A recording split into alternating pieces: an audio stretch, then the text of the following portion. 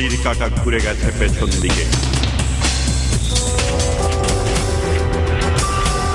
ইতিহাস থমকে দাঁড়িয়েছে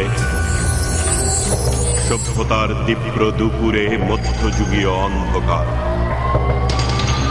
সাম্প্রদায়িক সন্ত্রাস, রাজনৈতিক প্রতিহিংসা, পাশবিকতা ও বর্বরতার এমন সর্বগ্রাসী উন্মত্ত বিকার স্বাধীন বাংলাদেশ আর কখনো প্রত্যক্ষ করেনি।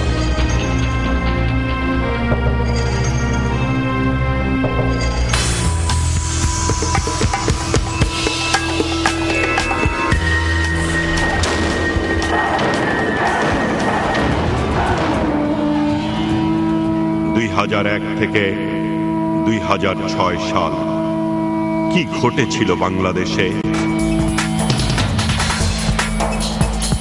ফিরে দেখা, ফিরে দেখা, ফিরে দেখা, ফিরে দেখা।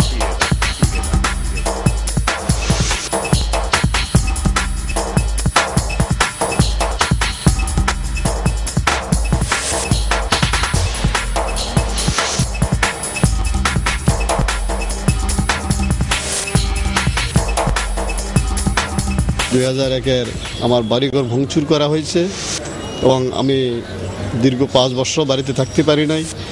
ইভেন আমার স্ত্রী সরকারি প্রাথমিক বিদ্যালয়ের শিক্ষক ছিল, সেও এলাকায় চাকরি করতে পারে নাই। তাকে চান্দিনা থানার শেষ প্রান্তে বদলি করা হয়েছিল। নির্বাচনের 2 দিন পরেই হামলা করছে, প্রায় 1 থেকে 150 লোক ছিল।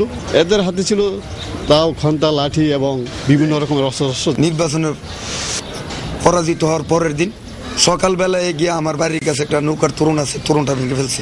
আর আমার বাড়ির দিকে আক্রমণ করার জন্য তারা প্রস্তুতি দৌড়ানো শুরু করছে। আমার বাড়ি পর্যন্ত গিয়ে গড়দুয়ার কিছু ভাঙ্গাচুরা কইরা আবার তারা ফিরাইয়া লাইছে। কারণ আমি শুধু আওয়ামী লীগ করি, তাদের বাইশ হইল তুমি আমরা দল করাইয়া। কারণ আমি যেই সেন্টারে ভোট দেই সেই সেন্টারে তারা অন্যান্য সেন্টারের মধ্যে তেমন একটা জবরদস্তি করতে পারেনি, সেখানে ভোট হয়েছিল এবং আওয়ামী লীগ সেখানে ভালো ভোটই পেয়েছিল, যার দরুন আমার উপরে আক্রোশটা তাদের বেশি ছিল। 5-7 দিন পরে আমাদের একটা লোককে চাপ প্রয়োগ কইরা, আমার একটা লোক আছে বাড়িতে কইয়া আমারে বাড়ি থেকে রিক্সা দিয়ে আনাইয়া ঠাকুরবাড়ি নামে সাইকোট একটা জায়গা আছে, ওইখানে আইনের এই রাতে মাগরিবের পরে আমাকে মারধর করা শুরু করলো। আমাকে আইনে আক্রমণ করা শুরু করছে। রিক্সাটাতে নামিয়া সারছি না, আমার পিটা শুরু করছে। আমি গিয়ে লাভ দিয়ে গিয়ে একটা গর্তে ফেললাম। গর্তে পরে না আমার শিক্ষা শুনছে চতুর্দিকে, পাশের বাড়ির মুসলমান বাড়ির লোক আইয়া আমার গর্তের থেকে নিয়ে তারা আশ্রয় দিয়ে আমাকে জানটা বাঁচাইছে। আমার যে বড় মেয়ে, তার বিয়ে হয়েছিল 2002 সালে ডিসেম্বর মাসে, কিন্তু সেই বিয়ের অনুষ্ঠানে আমি আসতে পারি নাই, থাকতে পারি নাই এবং এলাকার শিক্ষিত এবং গণ্যমান্য ব্যক্তিবর্গ উপস্থিত থেকে সেই বিয়েটা সম্পন্ন করেছিলেন। এবং 2004 সালে আমার যে ছোট মেয়ে, তারও বিয়ে হয়েছে 2004 সালে, সেই মেয়ের বিয়ের অনুষ্ঠানেও আমি থাকতে পারি নাই। 2001 সালের অর্থাৎ 8:30 থেকে 10টার মাঝে আর কি ঘটনা। তখন আমার বাসাতে জোরপূর্বক ধরে নিয়ে যায়, নিয়ে পার্শ্বেই আমার বাসা থেকে 200-300 গজ দূরে এই দেবিদ্বার চান্দিনা রোড, এই রোডের পার্শ্বেই আমার উপর তাদের সমস্ত কর্মীরা ঝাঁপাইয়ে পড়ে। এরপর এখানে আমার উপর অনেক টর্চারিং করছে, মারধর করছে, লাঠি দিয়ে, হকি স্টিক দিয়ে, ইট দিয়ে, এবং আমার হাড়ও কয়েকক্ষণ ভেঙে ফেলছে।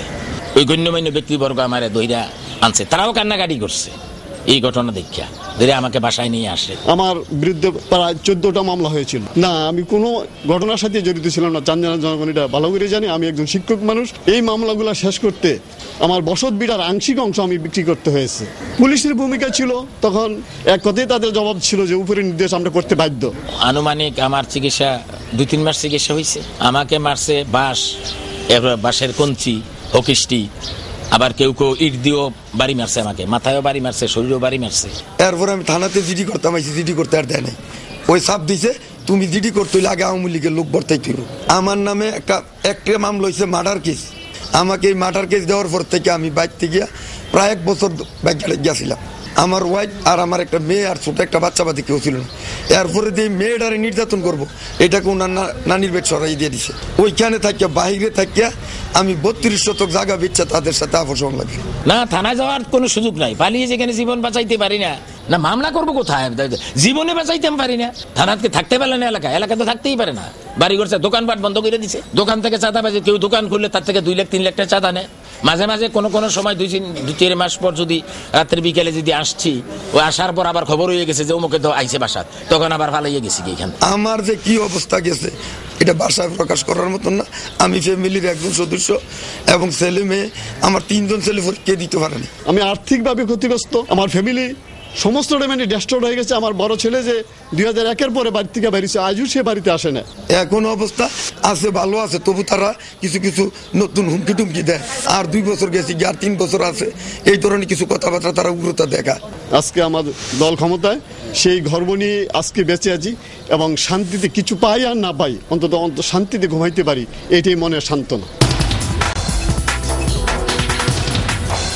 জননেত্রী শেখ হাসিনা নির্বাচিত হওয়ার পর তো উনি ভাষণ দিয়ে দিলেন যে তারা যা করেছে আমার দলের কর্মীরা তা করতে পারবে না। সেই নেত্রীর নির্দেশে আমরা তাদের উপর আর কোনো আক্রমণ করিনি। কুকুর পায়ে কামড় দেয়, কুকুরে ফিরিয়ে কামড় দাও, এটা শোভা পায় না। সেই হিসাবকে চিন্তা কইরা, নেত্রীর নির্দেশকে চিন্তা কইরা আমরা দুঃখ পাইও মনে করেন ব্যবলে রয়েছি। আমাদের আজকে চাওয়ার এইটাই, যারা বিগত দিনে এই সন্ত্রাসী কর্মকাণ্ড করেছে তাদের উপযুক্ত বিচার হোক এবং অতীতের এই ঘটনা যেন, নারকীয় পৈশাচিক ঘটনা যাতে আর ভবিষ্যতে না হয়, সেই পথ রুদ্ধ করার জন্য আজকে আমি মাননীয় প্রধানমন্ত্রীর কাছে নিবেদন রাখব।